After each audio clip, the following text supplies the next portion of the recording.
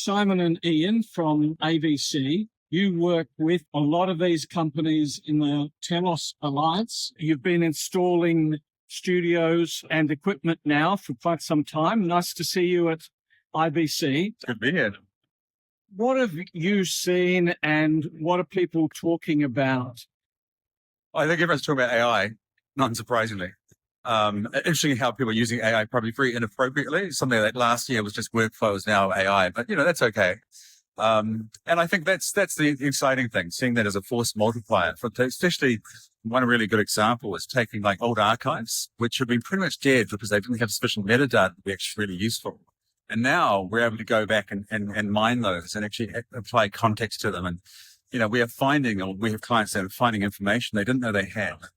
And I think in this time where, creation of content is really, you need to make more than ever, being able to go and use what you already have is the cheapest sort of production and most effective. And now I agree with you about AI. It's really been a marketing term where people just put the AI stamp on something and that's right. thought it was new.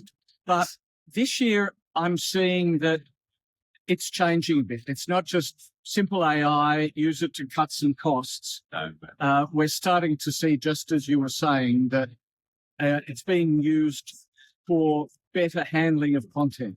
Yeah, I think making, be able to rapidly produce content and actually as an assistant, as a force multiplier, I think it's pretty important. And I don't, you could be using it to, reduce workforce, but actually I think more importantly, it can be used to produce more and better content and using resources you had and often, like I say, didn't know you had. And that's unlocking all those old archive material, audio and video. And often, people don't realize what they have.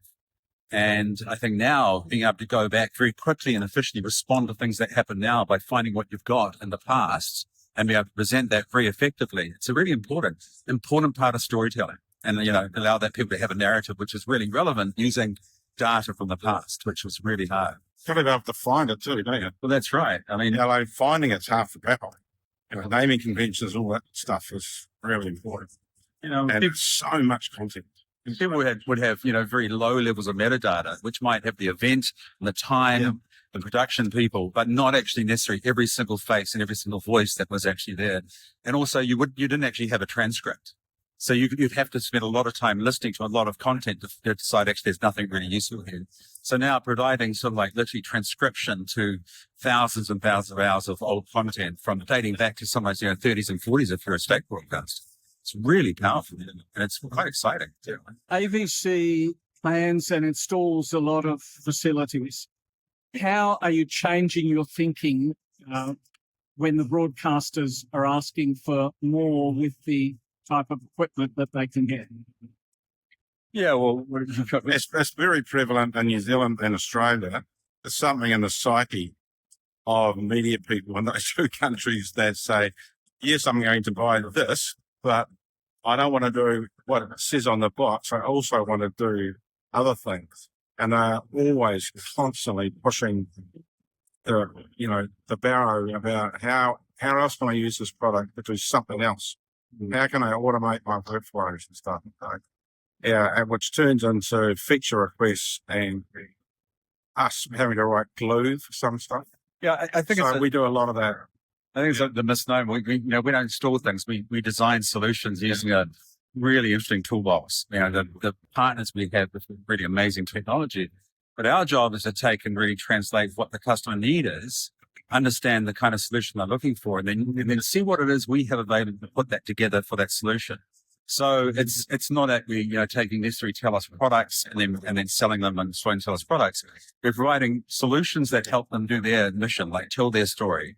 And tell their stories much more effectively, and using really powerful tools that our partners are creating. We rely on our partners to be up to date with the latest technologies and to be at the leading edge of innovation.